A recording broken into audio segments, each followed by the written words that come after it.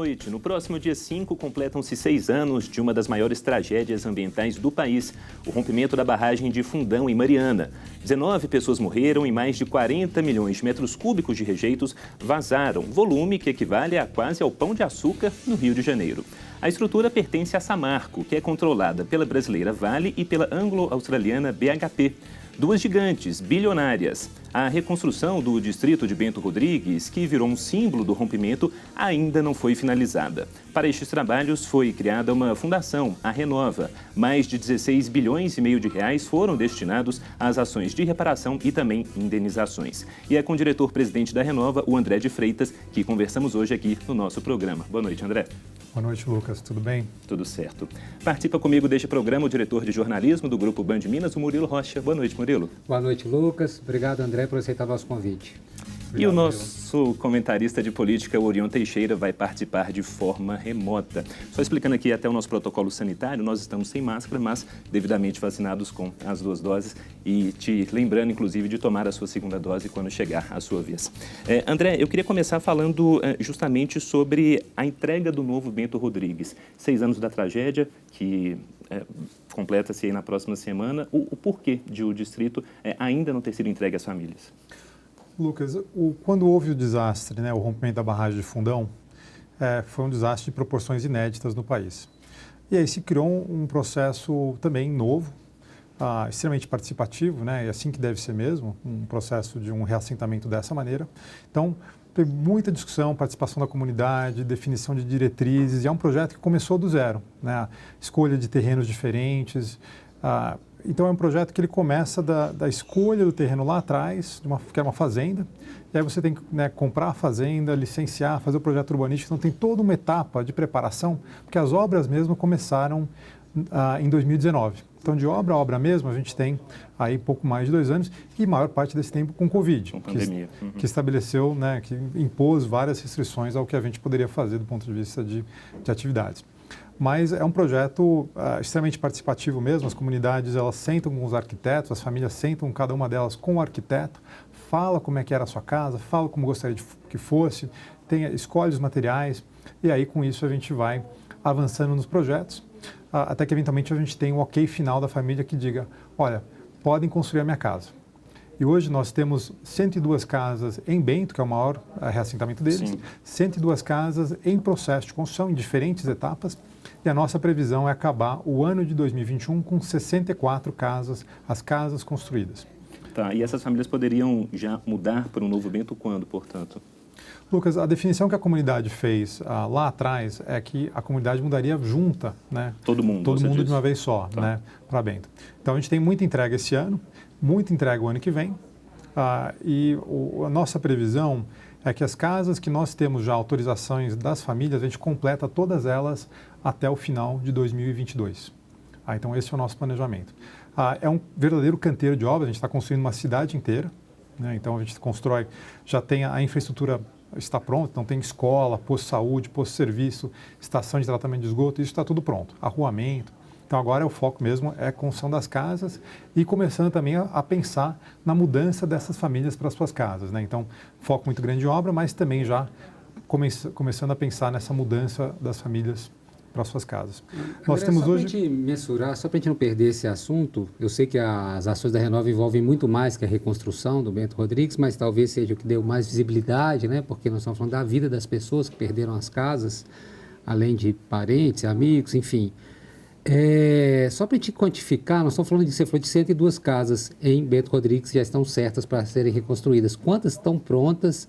E também parece que há um outro projeto também de casas em Paracatu, de baixo. São quantas lá também? Qual a situação delas?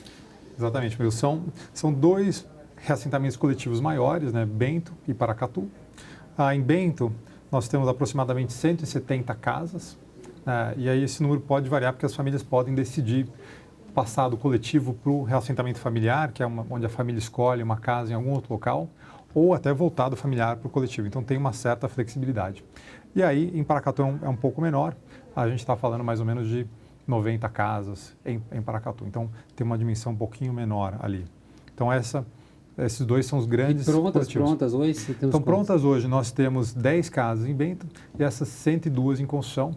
E a gente chega no final do ano com 64 concluídas. Não é muito pouco, não, André? Assim, nós estamos falando de 6 anos e eu sei que, né, assim, é um processo complexo que envolve escutar as pessoas e tal, mas a gente fica pensando nas cifras dessas mineradoras que o Lucas citou. Vale, Samarco, a BHP, que são quem financiam a Renova, né? São, pelo acordo, são quem bancam a Renova.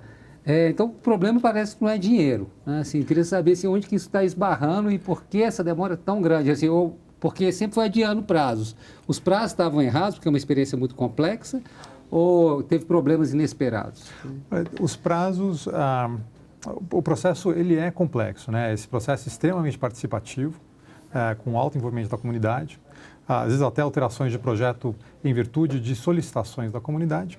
Agora, o que é importante lembrar, e aí o nosso diretor de obras, que tem uma experiência de vida profissional inteira nesse campo, ele sempre fala para mim, André, um empreendimento imobiliário desses leva de 5 a 7 anos mesmo. Isso normal, no mundo normal, sem falar no que a gente tem de diferente do ponto de vista de participação e tudo mais, que tem que ser mesmo, né?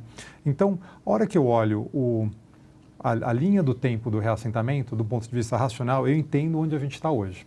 A hora que eu olho do ponto de vista emocional das pessoas que perderam as suas casas, perderam tudo, e até acho que a gente só vai entender realmente a situação dessas pessoas quem passar por isso, né? É difícil até entender. Emocionalmente eu sinto uma urgência. Eu falo, não, realmente 6 anos é muito tempo. Então a gente todo dia acorda com essa urgência, com a vontade de entregar, e a gente está fazendo o possível para entregar essas casas o mais rápido. Agora, André, no dia que a gente está gravando aqui este programa, o chefe do Ministério Público aqui de Minas Gerais, o Dr. Jarbas Soares Júnior, concedeu uma coletiva de imprensa fazendo um balanço desses 6 anos pela ótica do Ministério Público. Basicamente, ele e também as famílias, né, dos atingidos, as pessoas envolvidas aí neste processo, falam em uma grande demora por parte da Fundação Renova em todo o processo. Tanto na entrega do Bento, que a gente está falando há pouco, a reparação de uma maneira geral, o pagamento das indenizações. Como é que a Fundação responde a isso? Lucas, acho que um dos desafios maiores que nós temos no processo da reparação é como é que a gente consegue dar transparência para o tanto de coisa que já foi feita nesse processo, né? Foi um desastre inédito, proporções inéditas, se criou uma solução também inovadora, pioneira, com uma governança bastante complexa. Então, a Fundação Renova não opera sozinha, ela opera em colaboração com os 2 estados e a União, através do sistema né, do Comitê Interfederativo. Então, tem todo um sistema da reparação. E tem uma complexidade grande nessa governança que agrega um custo de transação para o processo. Agora, nós temos resultados muito importantes desse processo, desses 5 anos e pouco de Fundação Renova, quase 6 anos do desastre. Nós temos os nossos dados de monitoramento de qualidade de água, e aí nós produzimos cerca de 1,5 milhão de dados de qualidade de água todos os anos. Eles indicam que a água do Rio Doce, a jusante da usina hidrelétrica Risoleta Neves, a Candonga, ela já voltou aos patamares anteriores ao rompimento. É tragédia. Exatamente. Então, ali a gente tem dados pretéritos, dados anteriores ao rompimento, e a gente consegue dizer, olha, aqui voltou a patamares, né, similares ao que existia antes. E isso, nós olhamos hoje 80 diferentes parâmetros químicos, físicos, biológicos, né? Então, e aí, o principal desafio ambiental do Rio Doce, da água do Rio Doce, hoje é esgoto. Então, o próprio Comitê de Bacias Hidrográficas do Rio Doce estima que 80% do esgoto da região é lançado no rio sem tratamento. Os municípios até fazem um trabalho bom de coleta do esgoto, mas jogam tudo no rio, né, ou uma boa parte no rio. E nós temos... Em virtude da malha que nós temos de monitoramento da qualidade de água, nós temos em alguns lugares estações de monitoramento antes de um centro urbano e depois. E a gente consegue comparar essa qualidade de água. Então, a água às vezes chega até razoável antes do centro urbano, passa para o centro urbano, uma carga muito alta de esgoto e uma piora significativa da qualidade de água ali. Então, esse é um desafio e que nós estamos ajudando a melhorar com os investimentos em saneamento. Então, no trabalho da reparação, nós temos ações reparatórias, que têm a ver com impactos específicos, e nós temos ações compensatórias, que não têm a ver com impactos, são para deixar um benefício para a sociedade como um todo. Então, nós estamos investindo 600 milhões de reais em ações de saneamento, a maior parte disso para estações de tratamento de esgoto. Tanto que nós já temos algumas prontas no município, por exemplo, de São José do Goiabal, excelente trabalho ali, Colatina, Sem-Peixe e vários outros municípios que estão em processo de construção. Agora, o Lucas citou o Ministério Público. Há uma ação também do Ministério Público, desde que o procurador Jarbas Soares assumiu, ele assumiu esse ano, né? Ele vem criticando muito, fazendo críticas à Fundação Renova. Ele chegou a propor extinção da Fundação Renova, alegando alguns problemas, como altos salários pagos aos cargos de dirigentes e também a questão da não prestação de contas regular da Fundação Renova. Queria saber como que a Fundação se posiciona diante tanto do pedido de extinção quanto dessas acusações aí feitas pelo Ministério Público. E só emendando nessa pergunta do Murilo, lembrando que na tragédia de Brumadinho depois, quando se discutia a questão da reparação, em nenhum momento foi cogitada a criação de uma fundação parecida em Brumadinho, justamente pelos problemas encontrados ou apontados aí com relação à Renova. O processo hoje, o pedido de extinção se encontra suspenso hoje, né? Isso até foi um acordo feito com o Ministério Público, assinado entre diferentes interlocutores, numa discussão de repactuação que existe. O que eu posso dizer é que a Fundação Renova tem todas as suas contas auditadas pelas melhores empresas internacionais que entendem do ramo de auditoria financeira e está tudo correto, né? Então, ali não vejo desafio algum desse ponto. E a ação se encontra suspensa hoje. Tá, mas essa realmente há um entendimento, inclusive o governo de Minas pensa, né, deseja essa repactuação. Ele se espelha muito no que ele conseguiu em Brumadinho, né, com a Vale, uma reparação por danos econômicos ao Estado pela tragédia.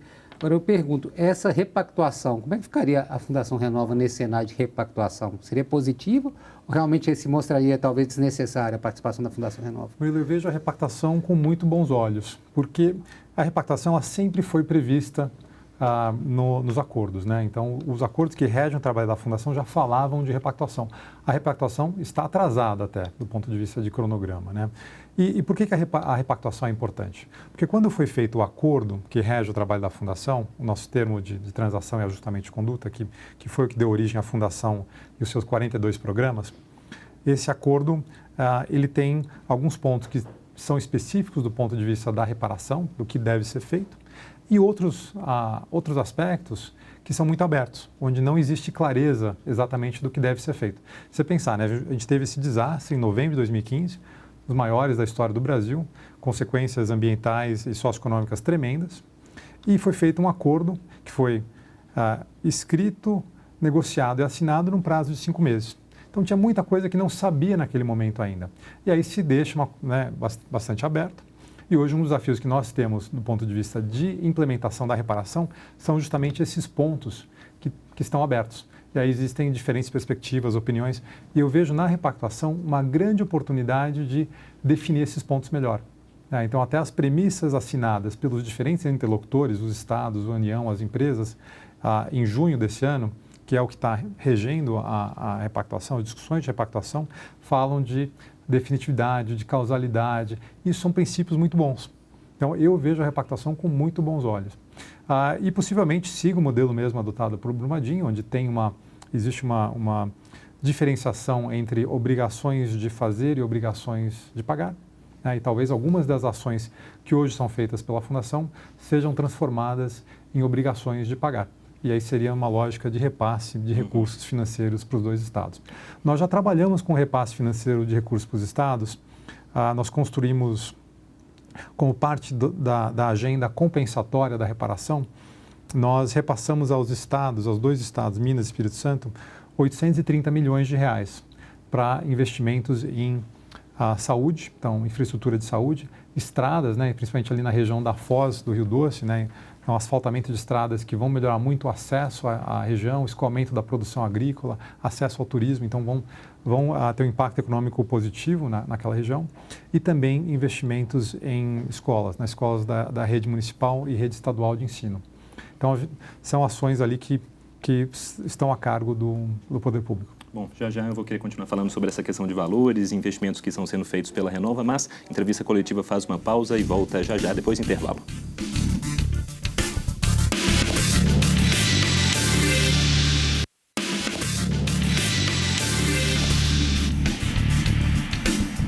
O Entrevista Coletiva está de volta hoje, o nosso programa falando sobre os 6 anos da tragédia lá em Mariana, com a barragem da Samarco, a barragem de Bento Rodrigues, recebendo o diretor-presidente da Fundação Renova, o André de Freitas. André, eu queria abrir esse bloco com uma pergunta do nosso comentarista, o Orion Teixeira. Vamos ouvi-lo. Boa noite a todos. Gostaria de esclarecer as diferenças a respeito das indenizações judiciais, financeiras e de bens materiais e assistências gerais. Quem são os responsáveis? A Fundação Renova ou as mineradoras? Quem responde pelo quê e quais são os prazos ou não há prazos? E aí, André? As indenizações é um caso muito interessante da reparação, né? Qual é a situação? Até o final do ano passado, nós havíamos pago indenizações cerca de 2,5 bilhões de reais, indenizações e auxílios financeiros. Isso às famílias, aos atingidos. Exatamente. Tá. E aí isso, principalmente para as atividades formais, que tinham comprovação de perda. Isso é o que historicamente se fez no Brasil. Em caso de desastre ou de perda econômica, se indenizam as atividades formais, quem tem comprovação. Até se a gente lembrar o caso das manchas de óleo do Nordeste do início do ano passado, o governo brasileiro indenizou os pescadores formais. Os pescadores informais, não. Então, isso é um desafio histórico do país, que é como tratar a informalidade. Então, nós vínhamos indenizando essas atividades formais, então, e até o final do ano passado, desembolsado esses 2,5 bilhões de reais em indenizações aos auxílios financeiros. E havia um grande desafio, que é como tratar a realidade informal. Porque a bacia do Rio Doce não é diferente do resto do Brasil. Existe uma economia informal bastante grande. Então, pescadores informais, areeiros, artesãos, lavadeiras, faiscadores. Então, existe uma população, né, significativa que não tinha essa comprovação para participar de um sistema normal. E aí, nós fomos até tentar entender o que foi feito em outros casos de desastre no mundo e trouxemos várias ideias para discussões com os interlocutores. E, eventualmente, saiu uma decisão do Judiciário brasileiro que estabelece um novo sistema de indenização simplificado. E ele é estabelecido localidade a localidade, então ele foi sendo expandido para diferentes localidades. E hoje nós temos 31 localidades cobertas nesse sistema. E esse sistema traz uma simplificação muito grande do processo de indenização. E aí, nesse mais ou menos um ano de implementação do sistema, nós pagamos já mais do dobro do que nós fizemos em 4 anos do sistema convencional. Então, o montante que nós temos pagos hoje em indenização, eles estão por volta de 6,5 bilhões de reais pagos a essas famílias atingidas. E aí, em um ano, nós Quantas conseguimos... famílias têm ideia, mais ou menos? Em um ano, nós conseguimos assinar esses termos de indenização com mais de 45 mil indivíduos, recebendo cada um, na média, 100 mil reais. Então, é uma resposta extremamente contundente do processo da reparação, definitiva, as pessoas seguem com as suas vidas. Nós temos exemplos belíssimos de como a população vem usando essa indenização, então transformando a realidade da vida das pessoas. Então, pessoas que compram a sua casa própria, compram uma casa que tem um cômodo adicional, que pode alugar e ter uma renda, o pescador que paga a faculdade das filhas adiantado. Então, a gente tem exemplos muito interessantes de como realmente essa indenização dá uma resposta e fecha esse capítulo e permite que as pessoas sigam com as suas vidas. Então, hoje, mais de 45 mil pessoas assinaram esses termos já de indenização, na média 100 mil reais por atingido. É pena que diante de uma tragédia também, né, André? Sobre esses valores que você está falando, aquela ação proposta pelo Ministério Público Federal, 155 bilhões, esses valores que você está falando, estão dentro deste montante aqui, daquela ação de 2016 ainda? Esses valores, eles são parte do processo da reparação que nós executamos, né? Então, são processos diferentes, né? Aqui o que a gente está falando é um processo extrajudicial de reparação, que é regido pelo TETAC. Tá, então essas indenizações das famílias não entram nesse montante, porque isso aqui inclui as reparações ambientais, de grosso modo. Essa ação, até a Fundação Renova não é parte dessa ação, né? O que nós estamos focados aqui é fazer o processo da reparação de acordo com o documento que rege o nosso trabalho. Agora, André, sobre a questão da água, você falou que vocês têm amostras aí da água, né, de milhares aí que são feitas e tal. Havia muita dúvida sobre a questão da toxicidade da lama, tal. Há alguma comprovação disso? Você que já chegou à conclusão sobre a questão da água? Algumas pessoas alegam que ficaram doentes consumindo a água ao longo da bacia depois da tragédia. Vocês constataram alguma coisa nesse sentido? Murilo, o que nós temos de dados, e aí é que a água do Rio Doce ela pode ser consumida desde que tratada de maneira convencional, como é a realidade de qualquer outro rio classe 2 do Brasil. Então, o rejeito é um material considerado inerte, não perigoso. Os dados que nós temos de estudos de risco à saúde que comparam a área impactada com a área não impactada mostram que não existe uma diferença causada pelo rejeito. A área impactada é semelhante à área não impactada do ponto de vista de elementos de interesse. Isso estudos que nós fizemos na região de Mariana, de Barra Longa e de Linhares. Tá. André, eu queria falar um pouquinho sobre a questão do futuro e ensinamentos, se a gente pode falar assim, que ficaram dessa tragédia, porque a barragem que se rompeu é uma barragem montante, que era uma estrutura mais frágil, se a gente pode colocar assim de maneira mais simples aqui para o nosso telespectador, e houve depois da lei das barragens aqui no estado a obrigação do descomissionamento desse tipo de barragem aqui em Minas Gerais. Pensando, sei que você é da Fundação Renova, é diferente da estrutura da mineradora Samarco também, mas pensando neste futuro aí da Samarco, o que ficou de ensinamento, hoje a Samarco tem estruturas ainda a montante? Como está esse processo de descomissionamento? Lucas, eu não sei dizer. O nosso foco total é na reparação. Então, realmente, eu não sei falar sobre as barragens que existem hoje. Agora, pensando na questão do legado que ficou dentro da empresa, do ecossistema Samarco, por exemplo, sendo que a Renova se deriva aí da estrutura da mineradora também.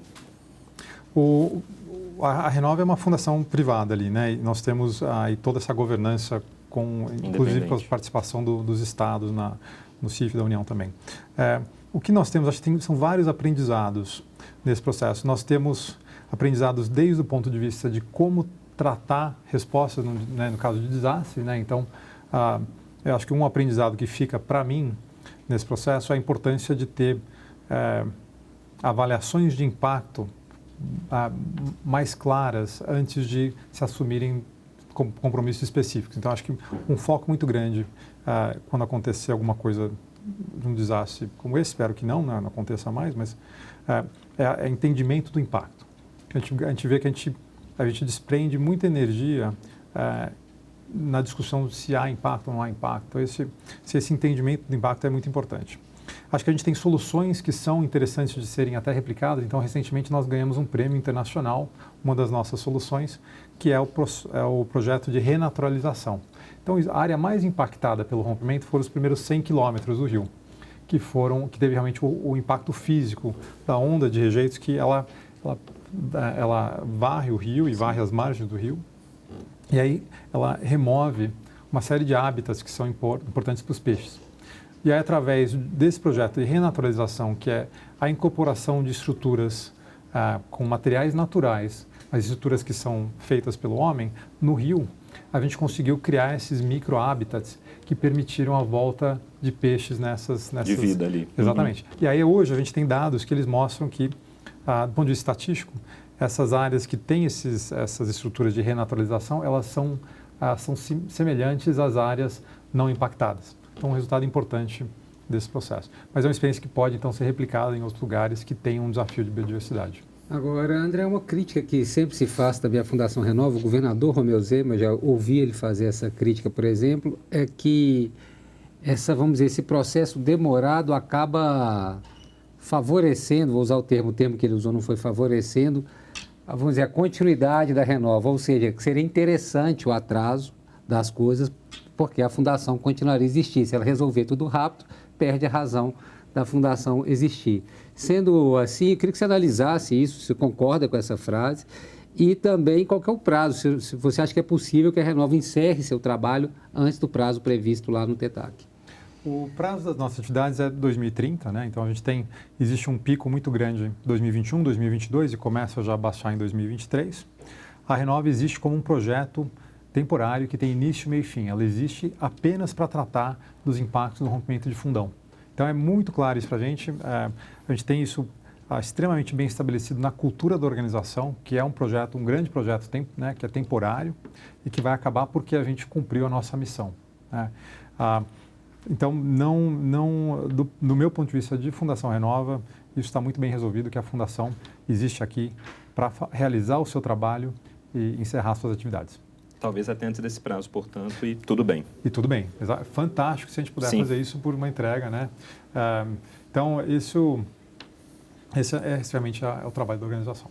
Agora, pensando em tudo que a gente conversou aqui, falamos de erros e acertos aí, e esse modelo foi um modelo inédito no país, você acha possível, caso ocorra uma nova tragédia, não só aqui no Brasil, pensando hipoteticamente, o que teria que se melhorar num novo modelo, numa nova fundação Renova, vamos dizer, num cenário como esse que ocorreu? Toda a sua síntese agora para a gente fechar. Toda a minha síntese, ótimo, fantástico. Então, primeiro, eu acho que essa avaliação de impactos mais profunda, mais clara, antes de se firmar em compromisso. E aí, uma governança muito mais simples, agora uma governança extremamente complexa, com a participação dos estados, da União, das empresas, isso acaba sendo um processo bastante amarrado. Então, uma governança mais simples permitiria mais celeridade.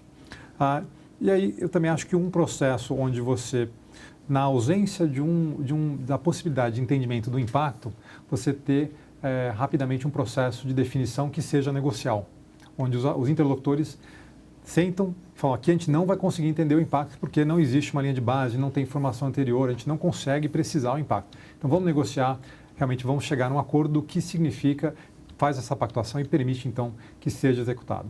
Então, acho que esses grandes aprendizados. Bom, e agradeço muito aqui a presença do André de Freitas, diretor-presidente da Fundação Renova, e claro, a você que nos acompanhou até aqui. Até uma próxima, André. Muito obrigado, Lucas. Obrigado, Murilo. Boa noite, Murilo. Boa noite, obrigado, André. Para rever a este e a outros programas, é só você entrar no YouTube da Band Minas. Para você, uma excelente noite, bom fim de semana e até a próxima semana. Tchau.